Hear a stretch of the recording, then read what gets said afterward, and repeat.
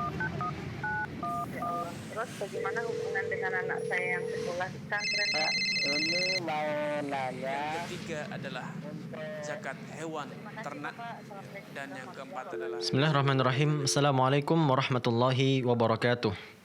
Alhamdulillahirabbil alamin. Assalatu wassalamu ala nabiyyina Muhammad wa ala alihi wa ashabihi ajmain.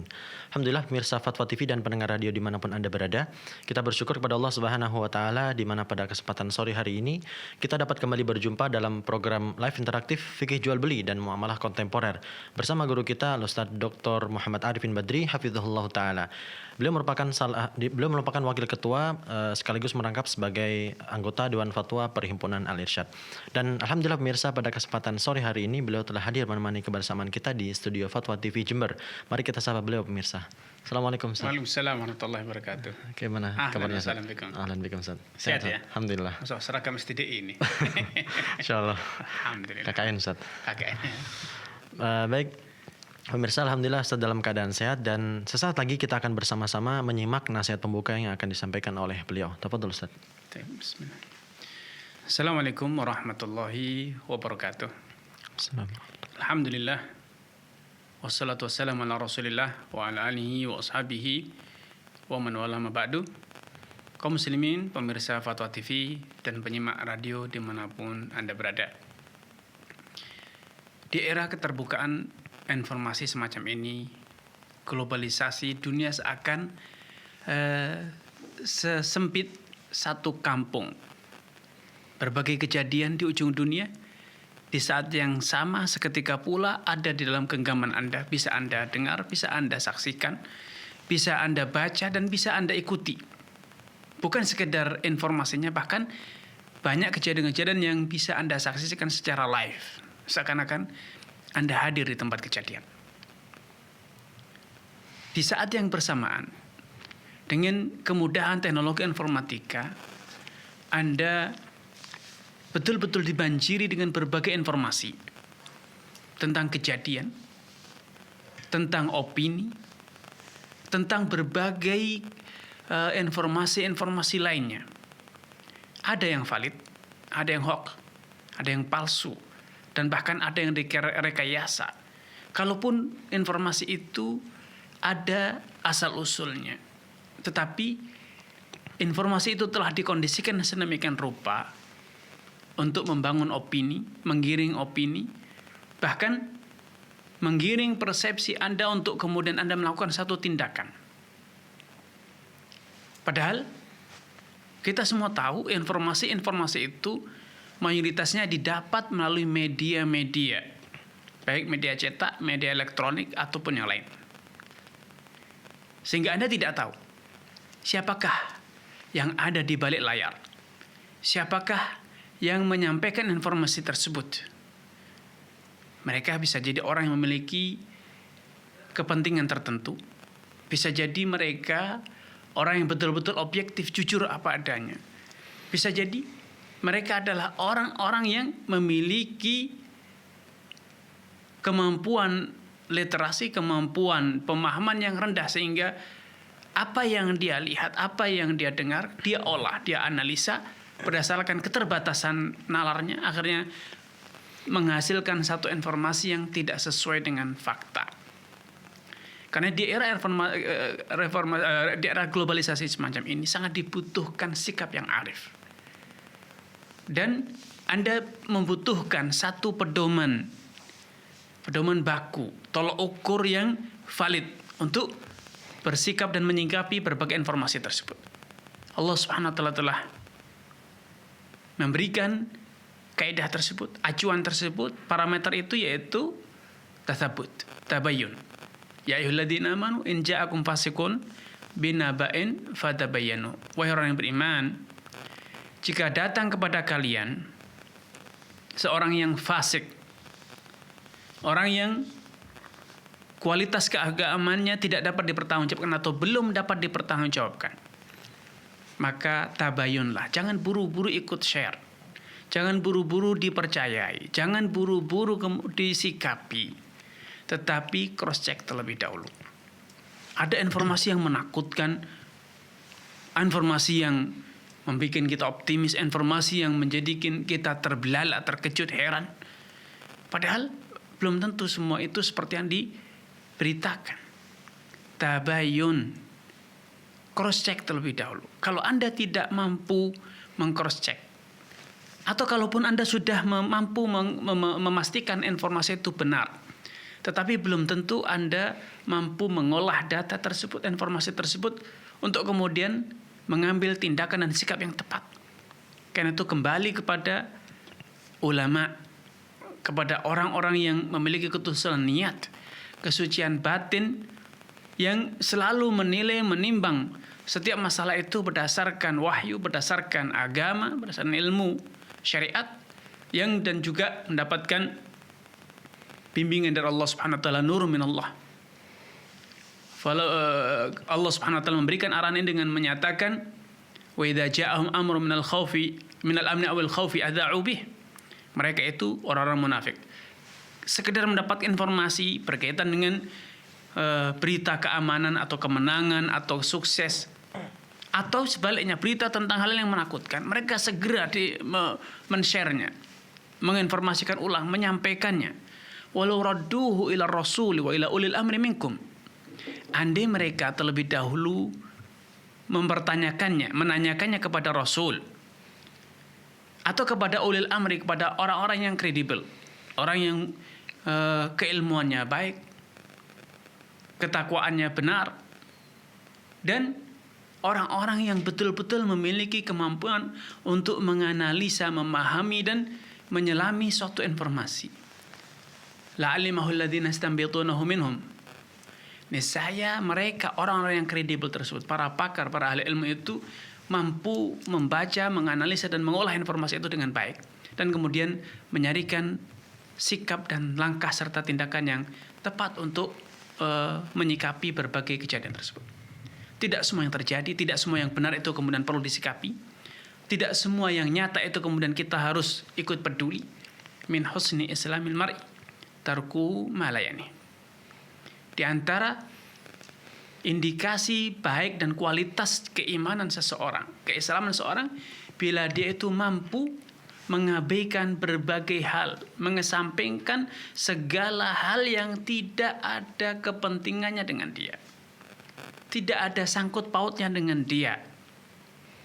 Kenapa? Karena ketika urusan itu tidak ada urusannya dengan dia, tidak ada untung ruginya dia, tidak akan berdampak kepada dia dan saudara-saudara dia, kaum muslimin, maka itu adalah laghun, hal yang layak untuk diabaikan, layak untuk dikesampingkan, agar potensi yang kita miliki, waktu, tenaga, pikiran, ruang, tidak diisi dengan hal yang sia-sia, tidak mendatangkan manfaat di dunia ataupun manfaat di akhirat. Dan terakhir dari pesan pembuka ini yang saya ingin sampaikan, bahwa kalaupun informasi itu benar dan itu berkepentingan, kita berkepentingan, maka kita juga harus mengukur diri.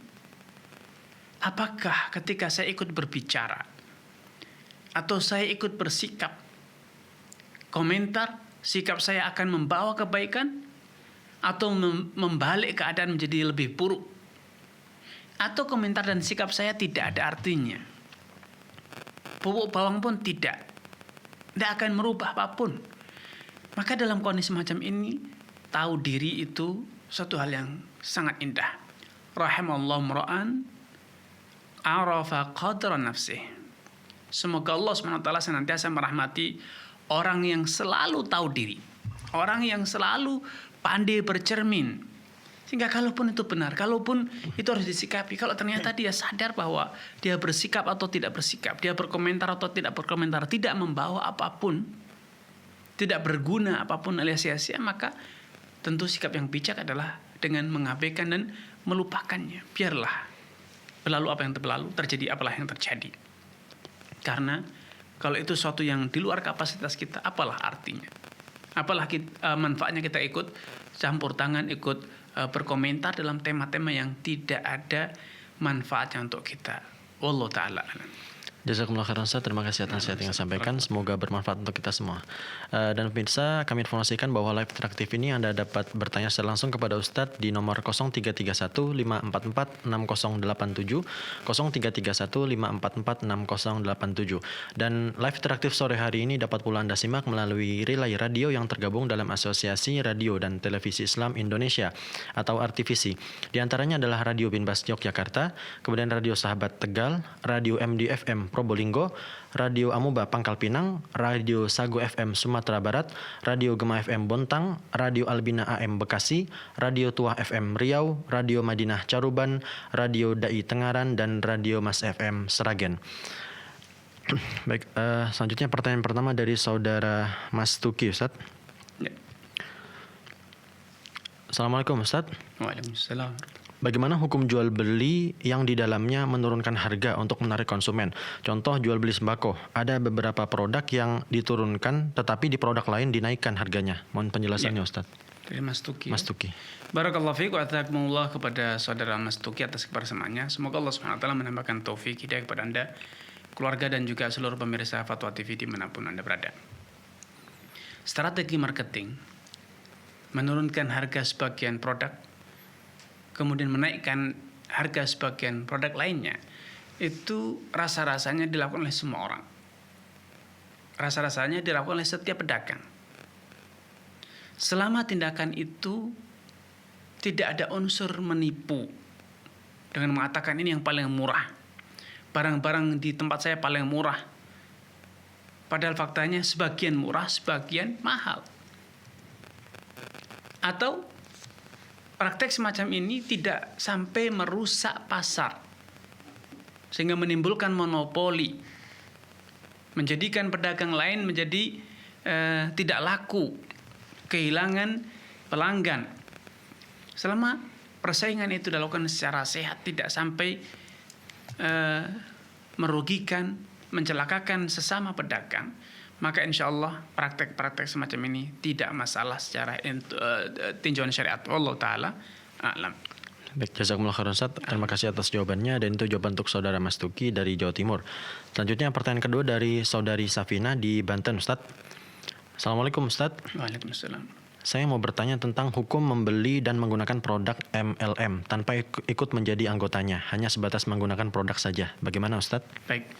Terima kasih kepada saudari Safinah ya atas kebersamaannya. Semoga Allah SWT menampakkan taufik kepada Anda, keluarga dan juga seluruh pemirsa Fatwa TV dimanapun Anda berada.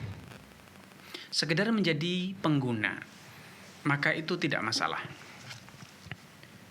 Sekedar menjadi pengguna, menjadi konsumen terakhir, di mana Anda membeli kemudian menggunakan, maka insya Allah tidak masalah. Karena permasalahan yang terjadi pada skema MLM adalah adanya uang pendaftaran yang itu dapat menjadi celah terjadinya praktek riba, di mana Anda membayarkan jumlah uang yang cukup fantastis bila dibanding uang pendaftaran yang sewajarnya. Kemudian Anda memberikan uang itu dengan harapan Anda bisa mendapatkan reward berupa profit sharing, keuntungan. Padahal itu belum tentu didapat. Belum lagi dari skema MLM yang terdapat unsur eksploitasi downline. Yang ini tentu adalah bentuk kezaliman. Ya. Karenanya selama Anda tidak ikut mendaftar, Anda tidak ikut dalam sistem tersebut, maka sekedar menjadi konsumen pengguna, maka insya Allah tidak masalah. Wallahu ta'ala alam. Baik, jazakumullah khairan Ustaz atas jawabannya, dan itu jawaban untuk saudari Safina. Dan pemirsa, kami sampaikan informasi bahwa kami mohon maaf karena ada kesalahan teknis dan ada kerusakan di televisi yang disiarkan melalui satelit. Akan tetapi Anda tetap dapat menyimak live interaktif ini melalui YouTube dan juga channel Facebook. Selanjutnya Ustaz, pertanyaan dari saudari Erin Noviana di Jawa Barat, Ustaz. Ya. Bismillah, Ustadz, bagaimana cara pengajuan proposal yang diperbolehkan kepada para supplier toko kami di acara rapat anggota tahunan koperasi? Yang ini sudah umum di masyarakat dan di lingkungan koperasi. Pada acara rapat anggota tahunan diterbitkan proposal kepada para supplier toko untuk berpartisipasi dalam memeriahkan acara tersebut. Ya, dari saudara Eri Noviana. Baik, barakallahu fiik wa athabakumullah kepada saudara Eri Noviana atau saudari Eri Noviana atas kebersamaannya. Semoga Allah SWT menambahkan taufik dari kepada Anda, keluarga, dan juga seluruh pemirsa dan penyimak radio dimanapun Anda berada. Adanya sponsorship dalam suatu acara, maka itu insya Allah tidak masalah.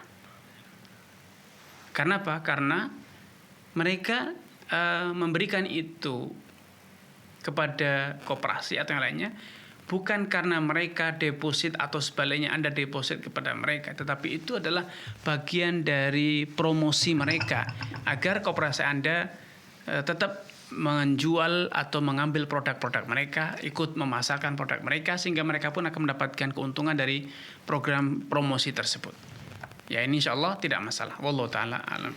Baik, jazakumullah khairan Ustaz atas jawabannya, dan itu jawaban untuk saudari Eri Noviana di Jawa Barat.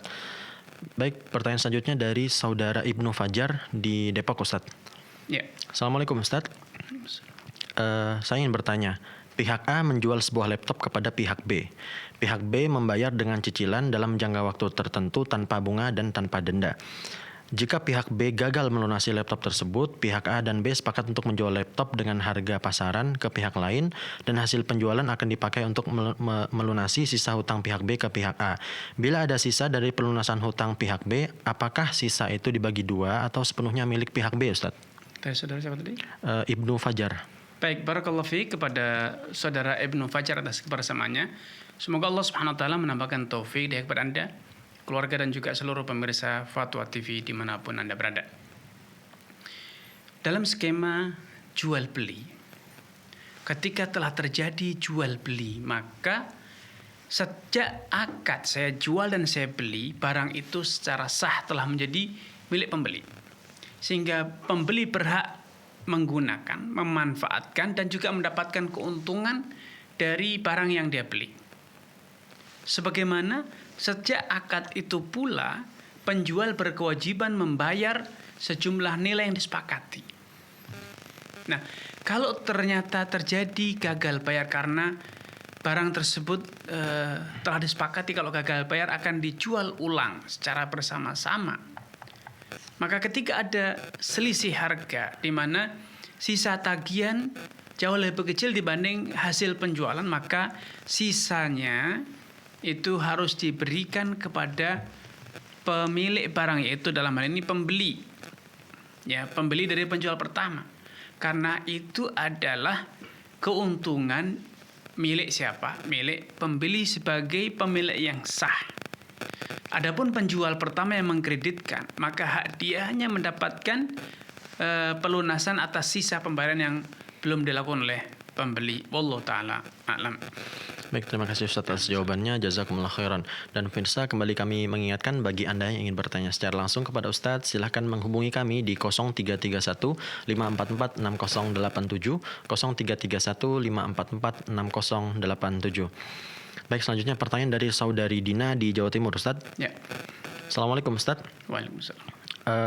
Apakah jabatan seseorang yang berstatus sebagai bendahara di sebuah instansi yang tugas atau pekerjaannya adalah membuat SPJ dengan memanipulasi harga barang yang tujuannya untuk menaikkan harga barang tersebut supaya nanti kelebihannya digunakan untuk menutupi pengeluaran-pengeluaran yang lain, apakah dibolehkan, Ustaz?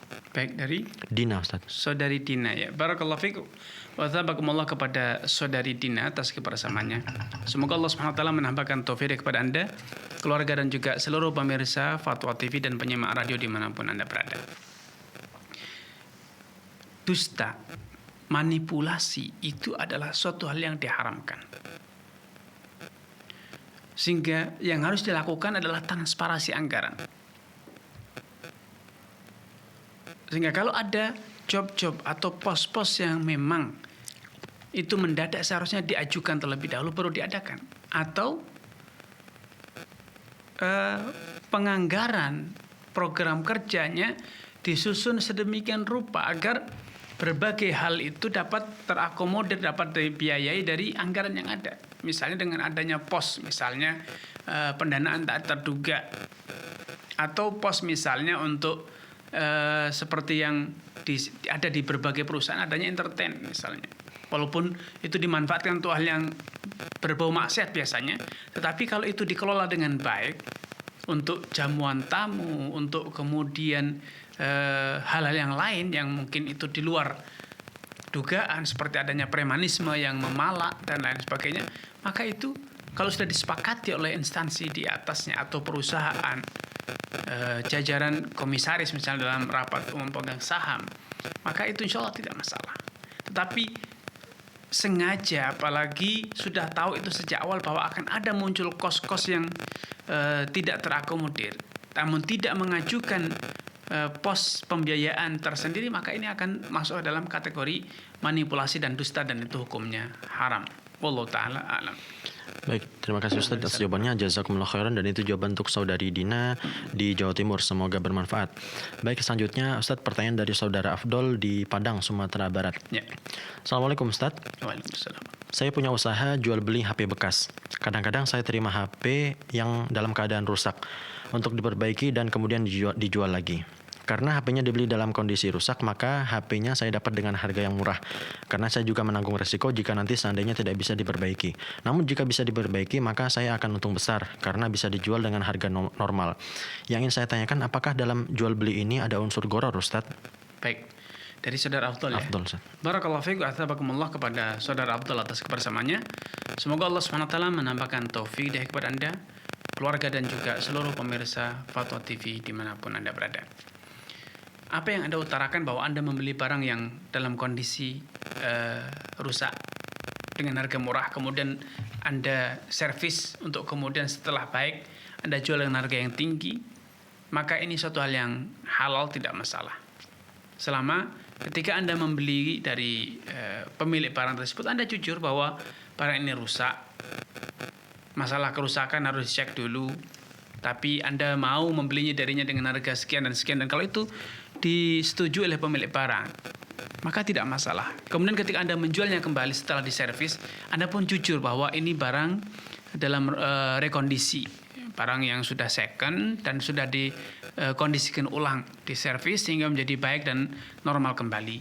Maka selama itu disampaikan apa adanya, maka insya Allah apa yang Anda lakukan itu halal. Wallahu ta'ala a'lam. Baik, jazakumullah khairan Ustaz. Terima kasih atas jawabannya. Dan itu jawaban untuk saudara Afdol di Padang, Sumatera Barat. Selanjutnya Ustaz, pertanyaan dari hamba Allah di Jawa Timur. Bismillah, Assalamualaikum Ustaz. Assalamualaikum. Saya bekerja di toko yang menjual peralatan dapur, tetapi di toko tersebut juga menjual barang-barang lain seperti celengan yang berbentuk ayam, celengan kaleng dengan gambar-gambar kartun, toples dengan gambar kartun hewan, dan tempat tisu dan karakter yang lainnya juga Ustadz.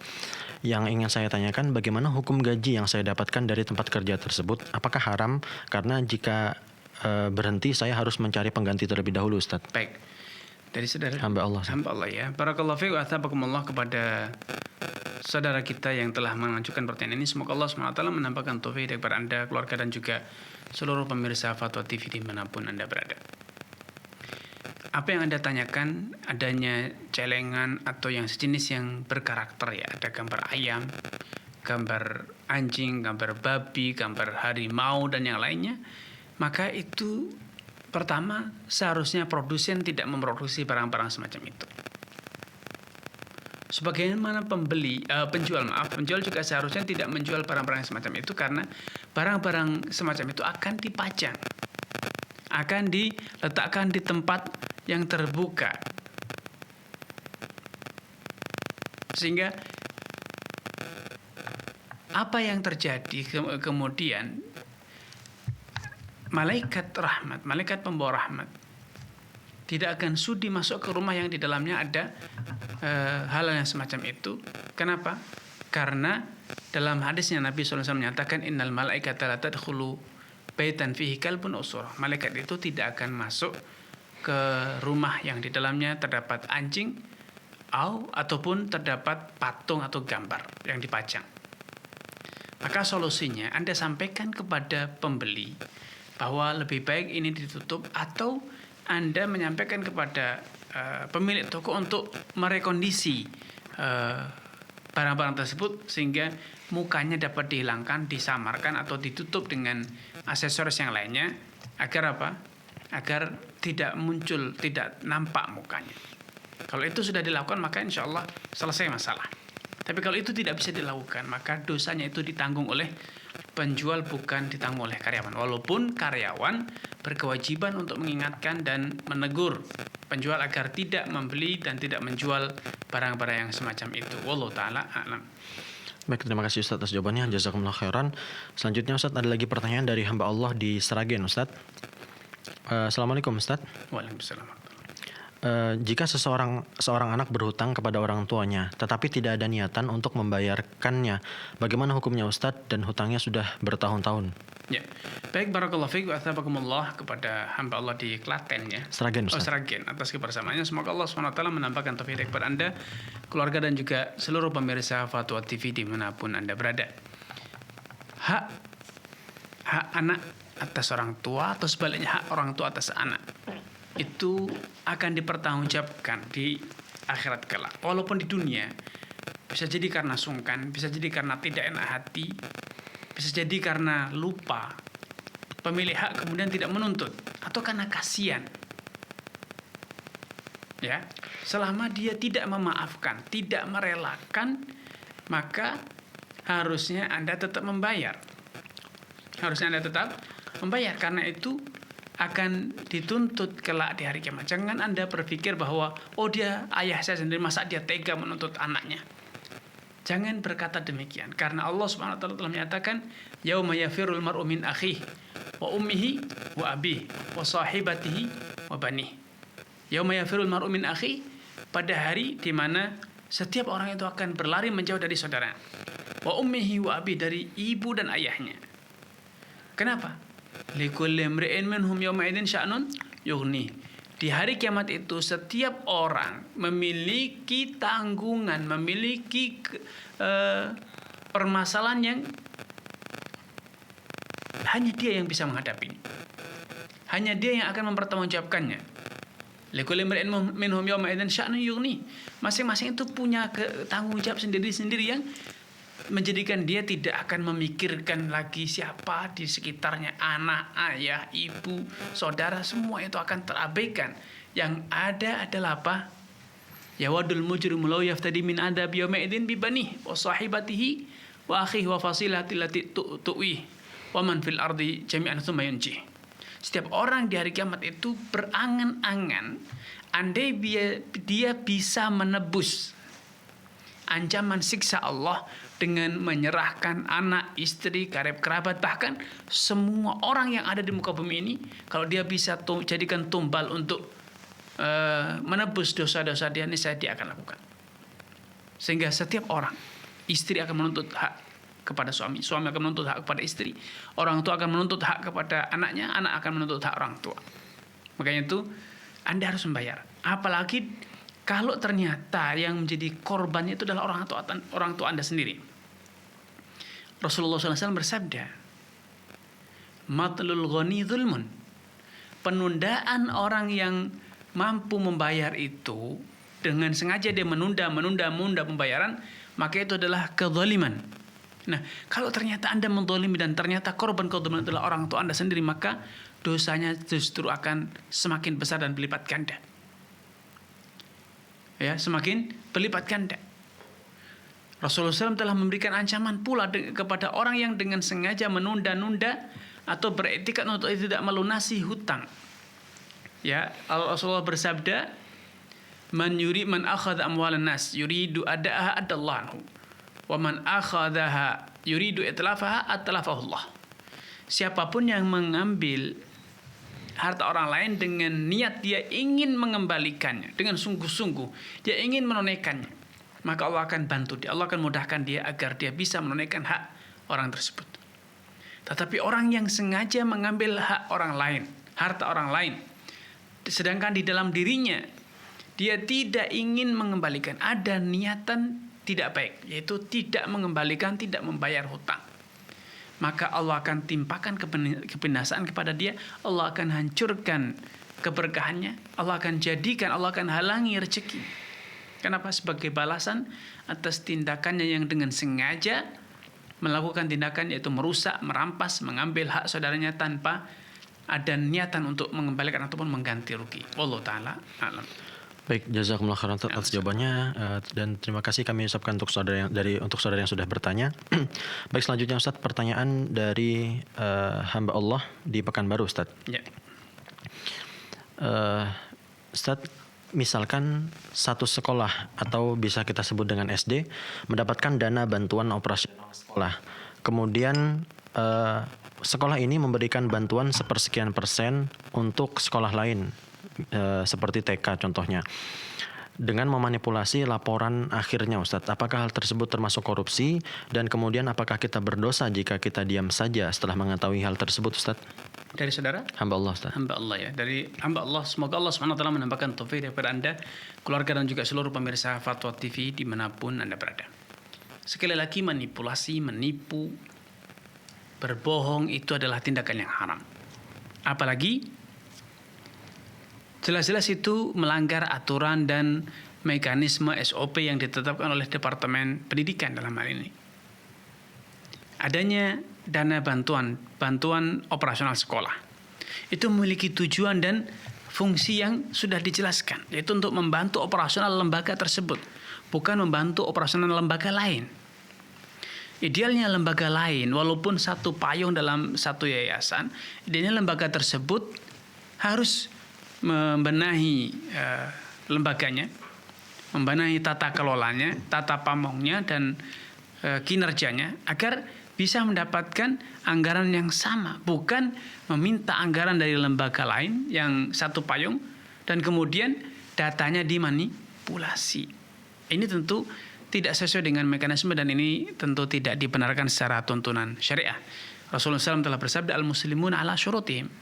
Setiap orang Islam itu berkewajiban memenuhi persyaratan atau kesepakatan yang telah mereka sepakati. Wallahu ta'ala alam. Baik, terima kasih Ustadz atas jawabannya. Jazakumullah khairan. Dan pemirsa, kembali kami mengingatkan bagi Anda yang ingin bertanya secara langsung kepada Ustadz, silakan menghubungi kami di 0331 544 6087, 0331 544 6087. Nampaknya karena ada kesalahan jadi sulit untuk bergabung Ustadz ya. Tidak masalah, kita justru kesempatan menyelesaikan tentang soal kita. Tentang soal, Masya Allah. Baik Ustadz, pertanyaan selanjutnya dari hamba Allah di Banten Ustadz. Ya. Ustadz, apakah hukum reseller sama dengan wakalah Ustadz, di mana reseller tidak memiliki barang tetapi dia transaksi dengan pembeli dan barang dikirimkan dari pusat Ustadz? Ya. Barakallahu fiik kepada saudara di Banten ya atas kebersamaannya. Semoga Allah SWT menambahkan taufik kepada Anda, keluarga dan juga seluruh pemirsa Fatwa TV dimanapun Anda berada. Wakalah itu lebih global, lebih umum, lebih luas cakupannya dibanding reseller. Karena wakalah itu bisa pada hal-hal yang tidak ada kaitannya dengan jual beli. Wakil untuk menikahkan anaknya, wakil untuk menyampaikan amanat, mengembalikan titipan, wakil untuk menjadi wali dalam pernikahan, atau wakil dalam misalnya menuntut hak di pengadilan dalam gugatan perdata ataupun pidana. Sedangkan reseller itu adalah salah satu model dari atau salah satu terapan dari adanya wakalah. Ketika pemilik barang memberikan kuasa kepada orang lain untuk ikut memasarkan dan mewakilinya melakukan transaksi dengan konsumen, ya, maka ini adalah bagian dari terapan hukum wakalah. Sehingga berbagai hukum dan ketetapan yang ada dalam wakalah itu berlaku pada reseller. Wallahu ta'ala alam. Baik, terima kasih atas jawabannya. Jazakumullah khairan. Selanjutnya Ustadz, pertanyaan dari saudara Muhammad Ilham di Jawa Barat. Bismillah, Assalamualaikum Ustadz. Saya ingin bertanya dengan kasus seperti ini. Saya mempunyai sebuah roti dengan rasa blueberry dan sudah saya makan setengahnya. Sedangkan adik saya mempunyai roti dengan rasa strawberry dan masih utuh. Ternyata adik saya ingin menukar dengan roti yang saya miliki. Apakah kaidah riba berlaku di sini Ustadz? Dari saudara Ilham Ustaz. Ilham ya. Barakallahu fiik kepada saudara Ilham atas kebersamaannya. Semoga Allah SWT menambahkan taufik kepada Anda, keluarga dan juga seluruh pemirsa Fatwa TV dimanapun Anda berada. Praktek semacam ini tidak dapat dikategorikan sebagai jual beli. Ya, tidak dapat dikategorikan sebagai jual beli karena tidak ada niatan sama sekali dari kedua belah pihak, dari kakak ataupun adik untuk menjual rotinya dengan roti saudaranya. Tetapi ini yang namanya hadiah atau hibah. Ya, hibah. Kakak menghibahkan kepada adik, menghibahkan kepada kakak dan sebaliknya. Dan itu tidak masalah selama ada kerelaan antara kedua belah pihak. Karena itu sekali lagi bukan jual beli. Sama sekali tidak ada niat untung dan rugi di sini. Padahal yang namanya jual beli itu biasanya ada tawar-menawar, ada untung dan rugi. Tetapi ini adalah hibah ya, atau yang disebut dengan hibatus tsawab. Saya mungkin kasih tapi kamu kasih. Itu kalaupun kita anggap ini sebagai hibah. Tetapi ketika ini adalah sosial, kita bisa tafsirkan sebagai bentuk sosial kekeluargaan. Saling makan, bahkan kakak seringkali malah rela memberikan, sudahlah dimakan untuk adik semuanya. Karena memang tidak ada niatan untuk imbal balik di sini. Ada niatannya adalah untuk niatan berbagi. Niatan kekeluargaan atau sosial, maka insya Allah ini tidak masalah, tidak ada korelasinya dengan jual beli. Wallahu ta'ala alam. Baik, jazakumullah khairan Ustaz atas jawabannya. Selanjutnya Ustaz ada pertanyaan dari saudari Riri di Medan. Ya. Assalamualaikum Ustaz. Waalaikumsalam. Saya bekerja di perusahaan obat. Jadi ada apotik yang kami beri diskon 30% untuk produk obat yang kami beri nama outletnya Apotik A. Lalu saya beli produk obat sendiri dari Apotik A yang kami beri diskon dengan diskon 20%. Beliau membeli obat dan mendapat diskon 20% Ustaz. Lalu produk itu saya jual kembali ke Apotik B dengan diskon 10%. Sehingga saya mendapat keuntungan dari penjualan tersebut. Apakah ini halal atau haram Ustaz? Ya, baik.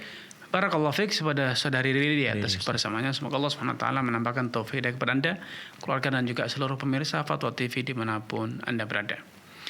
Bila Anda ketika menjual itu betul-betul mewakili perusahaan, memberi diskon 30%. Kemudian setelah selesai jam kerja Anda pulang, sebagai personal Anda membeli produk yang sama dari apotek tersebut dengan diskon 20%.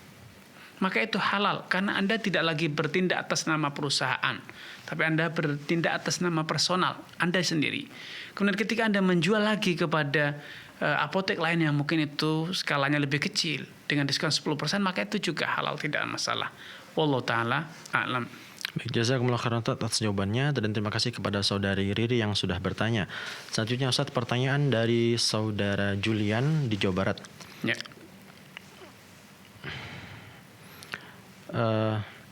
Bismillah Ustadz, bagaimana hukumnya jika kita memiliki uang logam yang bernilai untuk dikoleksi dan kita ingin mencoba menjualnya atau menawarkannya kepada yang berminat dan laku dengan harga yang tinggi, apakah ini dibolehkan Ustadz?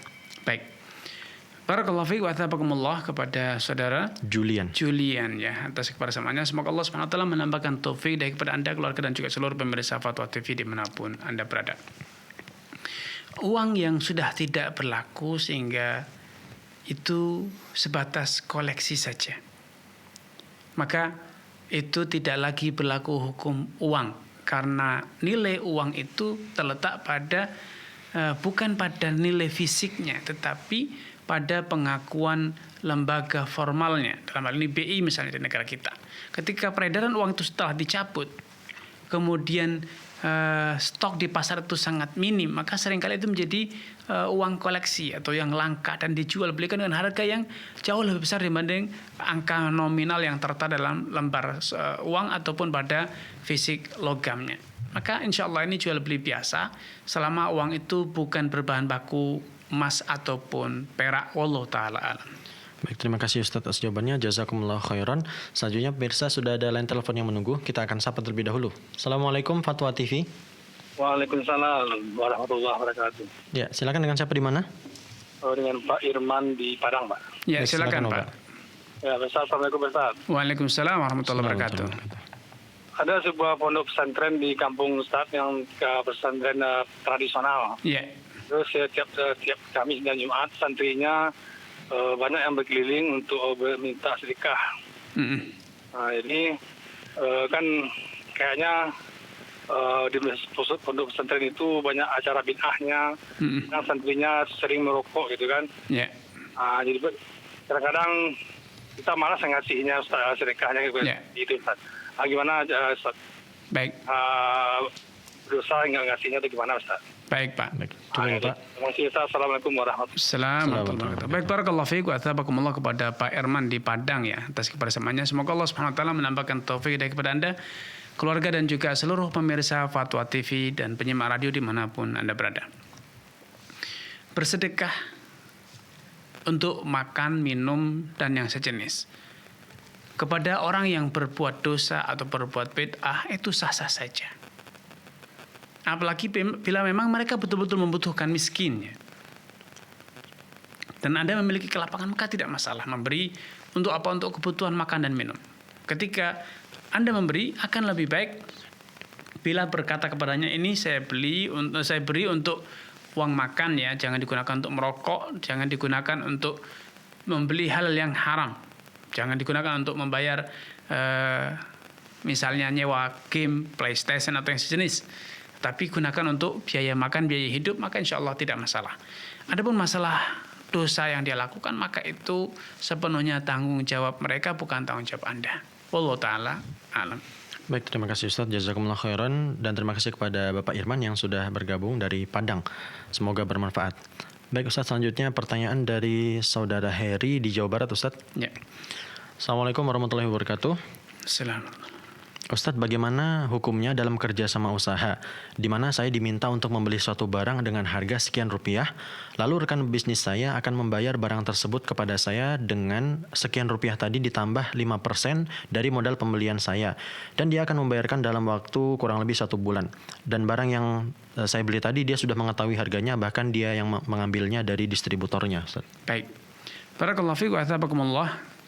Kepada Saudara Heri atas kebersamaannya. Semoga Allah SWT menambahkan taufik kepada Anda, keluarga dan juga seluruh pemirsa Fatwa TV dan penyimak radio dimanapun Anda berada. Bila kesepakatan jual beli, harga, keuntungan itu telah dilakukan sebelum Anda membeli barang, maka ini berarti Anda telah menjual barang yang belum dimiliki. Dan itu hukumnya haram. Karena berarti prakteknya Anda hanya nalangi saja, hanya ngutangi sejumlah uang dan kemudian mendapatkan keuntungan. Akan lebih baik dan selamat serta jauh dari praktek riba bila Anda kerjasama dengan dia, bahwa di toko dia membutuhkan barang sekian unit dalam setiap bulannya, dan untuk pengadaan barang tersebut dibutuhkan modal misalnya 20 juta. Maka Anda store modal kepada dia untuk pengadaan barang yang dimaksud untuk dijual, sehingga nanti di akhir bulan akan ada profit sharing, laku sekian dan belum laku sekian ya.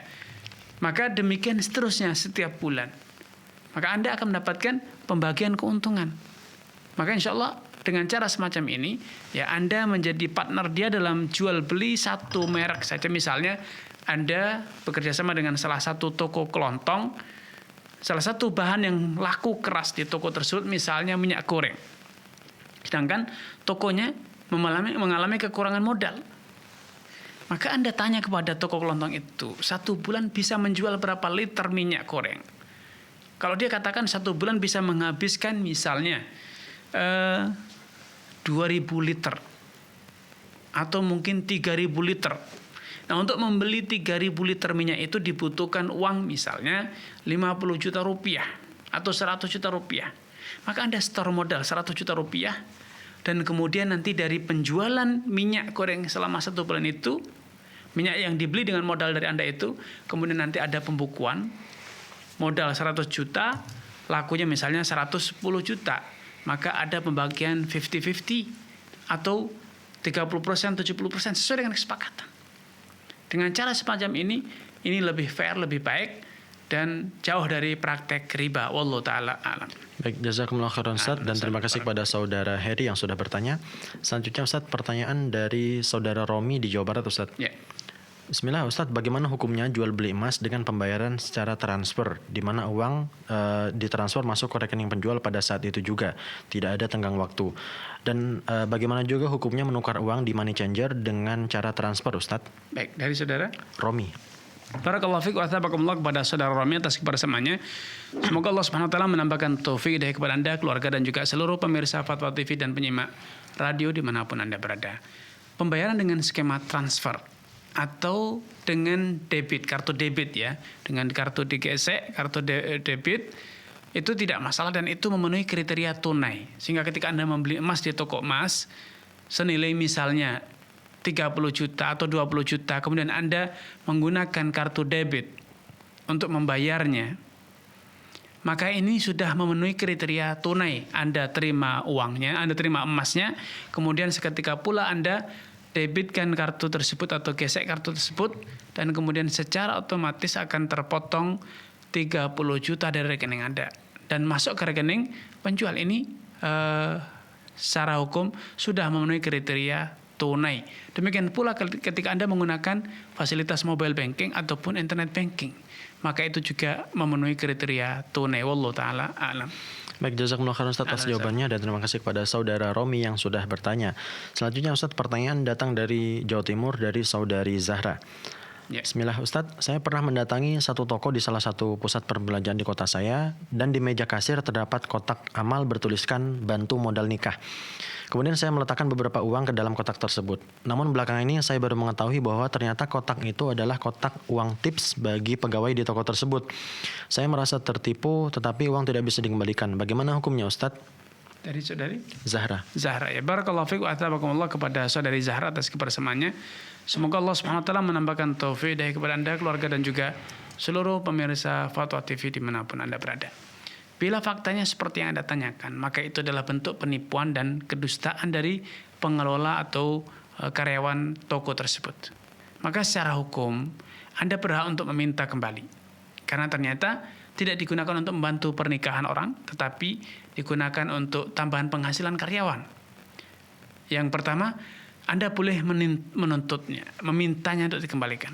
Kalau tidak, yang kedua, Anda juga boleh melaporkan kepada aparat yang berwajib. Itu adalah bentuk penipuan. Itu adalah bentuk penipuan kepada masyarakat, di mana mereka mendeklarasikan donasi untuk membantu pernikahan, tapi ternyata bukan untuk pernikahan, tetapi untuk apa? Untuk menambah kesejahteraan karyawan. Dan ini tentu adalah bentuk penipuan yang dilakukan kepada masyarakat banyak, dan ini insya Allah bisa menjadi delik hukum.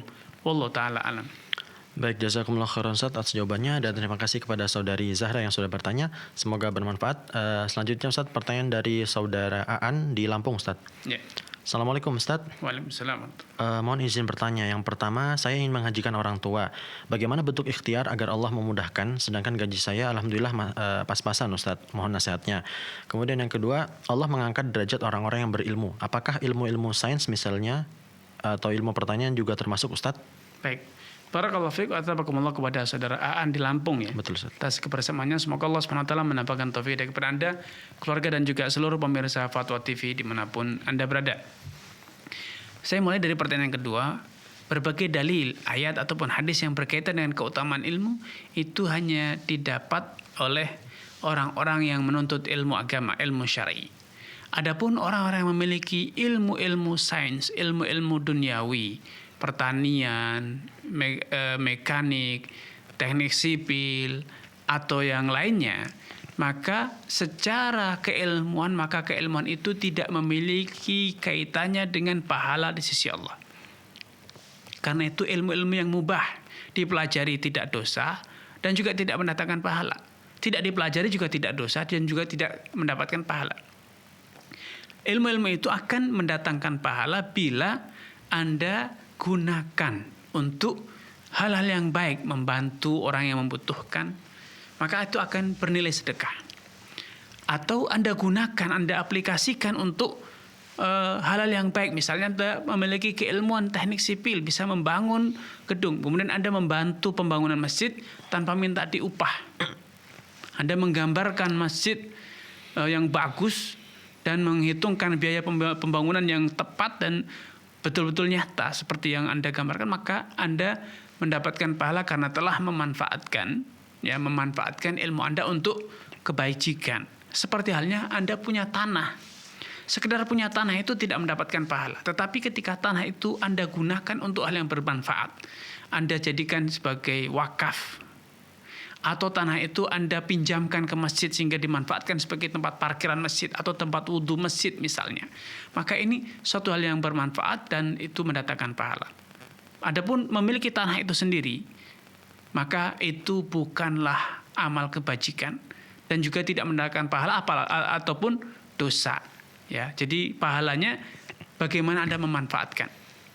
Berbeda dengan ilmu syar'i. Ilmu syar'i itu dengan sekedar mempelajarinya saja, bahkan belum sempat mempelajari, sedang mencari saja, itu sudah mendatangkan pahala. Apalagi kemudian mendapatkan dan kemudian mengamalkan serta mengajarkannya. Wallahu ta'ala a'lam.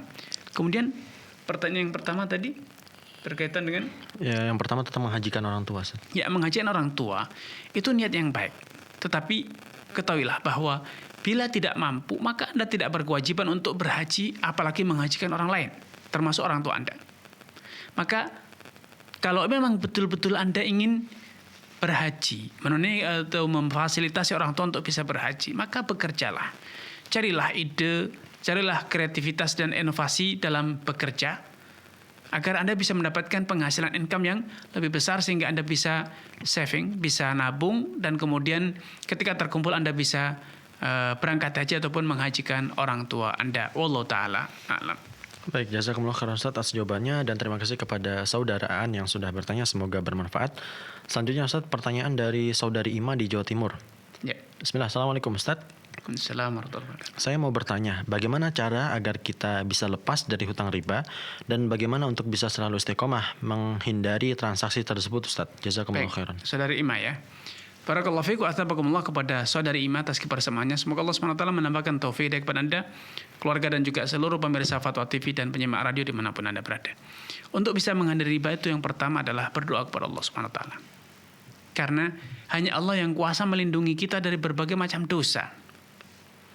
Yang kedua, jangan dekat-dekat dengan lembaga ribawi ataupun para pelaku riba, para rentenir.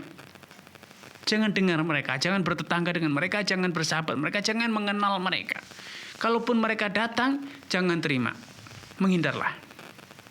Kemudian yang ketiga, bekerjalah dengan baik agar Anda bisa mencukupi kebutuhan Anda dari hasil keringat Anda sendiri. Kemudian yang keempat, hindari besar pasak daripada tiang. Dan biasakan diri Anda untuk menabung, merencanakan pemenuhan kebutuhan Anda. Kalau memang belum mampu, ya nabung dulu. Rencanakan kebutuhan itu sesuai dengan skala prioritas. Jangan hidup dengan tren. Ini sedang viral, ini sedang in, ini sedang trendy dan seterusnya. Itu hindari. Kalau Anda terus terobsesi dengan trendy, dengan in, dengan istilah yang serupa, maka Anda akan besar pasak daripada dia, memaksakan diri untuk memiliki, membeli, mengadakan, memakan sesuatu yang belum layak untuk Anda miliki, belum layak untuk Anda beli, atau memang belum mampu untuk Anda adakan. Namun rencanakan kapan Anda harus mengadakan itu. Maka sejak dini kalau itu sudah direncanakan dengan baik, Anda mulai menabung, Anda merencanakan bagaimana bisa mewujudkan kebutuhan tersebut. Dan selanjutnya yang harus Anda lakukan adalah Anda selalu sadar, selalu menginspirasi diri sendiri, keluarga Anda, bahwa hidup merdeka tanpa ada yang mengejar-ngejar, tanpa ada yang menagih, tanpa ada yang menghantui pikiran kita, itu adalah mimpi semua orang. Jangan dikira orang yang berhutang itu bahagia. Jangan dikira orang yang menanggung hutang itu tentram hidupnya. Walaupun mereka mengenakan fasilitas yang mewah, tetapi mereka terus terbebani mentalnya. Karena mereka, kalaupun mereka tidur itu terbayang-bayangi oleh tagihan. Karena itu dahulu Nabi SAW berlindung kepada Allah agar dihindari dari hutang yang merepotkan, hutang yang menyusahkan. Allahumma inni a'udzubika minal hammi wal hazani wal ajzi wal kasali wal bughli wal jubni wa dhul'iddain wa qahri rijal. Ya Allah, aku berlindung kepadamu dari alham, rasa galau, min alhammi wal gham. Allahumma inni a'udzubika minal hammi wal hazan, rasa galau dan juga duka. Dan kemudian salah satu yang Nabi berlindung kepadanya darinya adalah dhul'iddain wa qahri rijal, hutang yang memberatkan dan penindasan orang lain. Orang yang terlilit hutang itu tertimpa dua ini, ya, terus terbebani oleh hutang, pikiran bagaimana lunasi, dan juga dihantui oleh penagih. Sekedar disalami saja sudah was-was, kalau ketemu kalau nanti ditagih. Sekedar berada di masjid bersama sholat berjamaah saja, khawatir kalau dilirik. Apalagi dilirik. Sekedar berada di masjid saja, dia tidak tahu tentang kehadiran Anda pun sudah was-was dan khawatir. Kalau. Karena itu hiduplah merdeka. Tanamkan kepada keluarga Anda untuk bisa memilih hidup mereka dibanding hidup terjajah oleh hutang. Wallahu ta'ala a'lam. Baik, terima kasih Ustadz. Jazakumullah khairan atas jawabannya. Dan Ustadz masih ada sedikit waktu, mungkin satu pertanyaan terakhir Ustadz. Ya. Dari saudara Syawal di Sulawesi Tenggara. Bismillah Ustadz, 5 tahun yang lalu, tepatnya 2015, saya pernah berhutang dengan teman saya sebanyak 25 ringgit di Malaysia. Dan saat ini saya sudah berada di Indonesia dan saya berusaha untuk mencari kawan saya tapi tidak menemukannya Ustadz. Bagaimana cara melunasinya Ustadz? Baik, barakallahu fiik wa tabakumullah kepada saudara Syawal atas kebersamaannya. Semoga Allah SWT menambahkan taufik kepada Anda, keluarga dan juga seluruh pemirsa dan penyimak radio dimanapun Anda berada. Kalau memang Anda sudah berusaha mencari tahu, menghubungi rekan-rekan lama yang mungkin tahu keberadaan orang tersebut, ternyata betul-betul tidak bisa ketemu, dan Anda betul-betul sudah pupus harapan untuk bisa ketemu, maka Anda bisa menghitung uang 25 ringgit itu kalau dirupiahkan pada hari ini senilai berapa. Kalau dikatakan senilai misalnya 250.000 atau mungkin senilai dengan 500.000, maka bersedekahlah dengan uang sejumlah itu. Atau kalau memang Anda mau, Anda bersedekahlah dengan uang ringgit yang sebesar yang Anda hutang darinya atas nama kawan Anda tersebut. Atas nama kawan Anda tersebut, sehingga kelak di hari kiamat ketika dia menuntut kepada Anda di hadapan Allah SWT, Anda telah menyiapkan pahala sebesar hak yang terhutang tersebut. Wallahu ta'ala a'lam. Baik, terima kasih Ustadz atas jawabannya. Jazakumullah khairan. Kami ucapkan Ustadz sudah meluangkan waktu untuk hadir Ustadz. Hayakumullah Ustadz. Jazakumullah khairan. Dan pemirsa, saksikan terus live interaktif hanya di Fatwa TV mulai dari hari Senin sampai dengan Jumat di waktu yang sudah ditentukan. Dan pemirsa jangan kemana-mana karena sesaat lagi akan ada live interaktif dengan live interaktif Fikih Praktis Ilmu Waris bersama Ustadz Nizar Sa'ad Jabal hafizahullah ta'ala. Dan pemirsa, informasi seputar Dewan Fatwa Perhimpunan Al-Irsyad dapat Anda akses di website www.dewanfatwa.com. Dan jangan lupa untuk mengikuti akun-akun media sosial Dewan Fatwa Perhimpunan Al-Irsyad, baik itu Instagram, YouTube, ataupun Facebook. Dan pemirsa, itulah tadi live interaktif Fikih Jual Beli dan Muamalah Kontemporer bersama Ustadz Dr. Muhammad Arifin Badri hafizahullah ta'ala. Kami mohon maaf apabila ada kesalahan dan kekurangan. Subhanakallahumma wa bihamdik asyhadu an la ilaha illa anta astaghfiruka wa atubu ilaik. Assalamualaikum warahmatullahi wabarakatuh. Ya Allah. Terus bagaimana hubungan dengan anak saya yang sekolah di pesantren? Ini mau nanya. Ketiga adalah zakat hewan ternak, dan yang keempat adalah zakat perdagangan.